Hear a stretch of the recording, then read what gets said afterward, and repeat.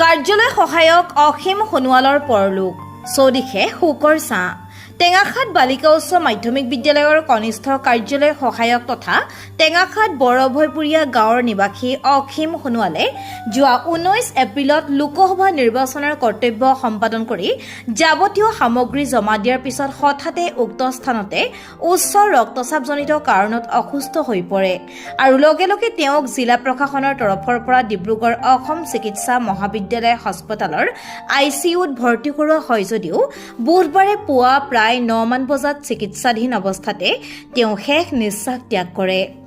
টেঙাখাত আঞ্চলিক ছাত্ৰ সন্থাৰ একালৰ সক্ৰিয় কৰ্মী অঞ্চলটোৰ অতিকৈ সৰ্বৰহী ব্যক্তি তথা নিজ কৰ্তব্যৰ প্ৰতি দায়িত্বশীল প্ৰায় 54 বছৰীয়া এগৰাকী ব্যক্তিৰ মৃত্যুৰ বাতৰি বিয়পি পৰাৰ লগে লগে টেঙাখাত অঞ্চলত শোকৰ ছাঁ পৰা পৰিলক্ষিত হয়।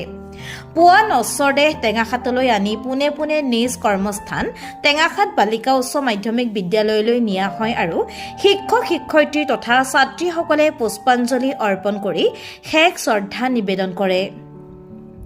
ইয়াৰ পাছতে নিজা বাসগৃহত যথেষ্ট সংখ্যক স্থানীয় ৰাইজ তথা বিভিন্ন দল সংগঠনৰ নেতাকৰ্মীয়ে ধূপ বন্তি আৰু পুষ্প অৰ্পণ কৰি শেষ শ্ৰদ্ধাঞ্জলি জ্ঞাপন কৰে আৰু পৰম্পৰা বিধি অনুসৰি অন্ত্যেষ্টিক্ৰিয়া সম্পন্ন কৰা হয়।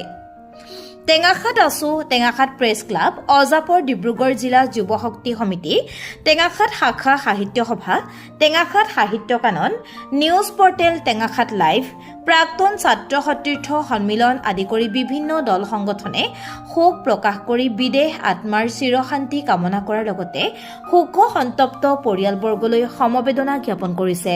টেঙাখাতৰ বাবে আজি দুখবৰ টেঙাখাত বালিকা উচ্চ মাধ্যমিক বিদ্যালয়ৰ কাৰ্যালয় সহায়ক অসীম সোণোৱালে যোৱা 19 তাৰিখে আবেলি নিৰ্বাচনী কামত নিৰ্বাচনী বাকচ জমা দিবলৈ আহোঁতে তেওঁ শাৰীৰিকভাৱে অসুস্থ হৈ পৰে আৰু মাটিত ঢলি পৰে।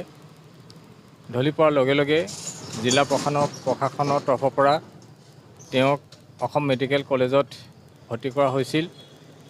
সেই সময়টো আছিল 11:30 বজাত আৰু আজি বহু চেষ্টা কৰাৰ পিছতো আজি তেওঁ পুৱা 9:40 ইহলীলা সম্বৰণ কৰাত আমি সমূহ টেঙাখাতবাসী ৰাইজে গভীৰ শোক প্ৰকাশ কৰিছোঁ আৰু তেওঁ একালৰ প্ৰাক্তন ছাত্ৰ কৰ্মী আছিল আৰু বৰ্তমানেও প্ৰাক্তন ছাত্ৰ সতীৰ্থ সন্মিলনৰ তেওঁ এজন সক্ৰিয় সদস্য আছিল।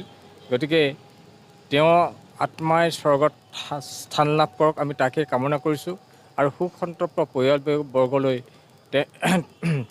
প্ৰাক্তন সতীৰ্থ সন্মিলন তৰফৰ পৰা আমি সমবেদনা জ্ঞাপন কৰিছোঁ।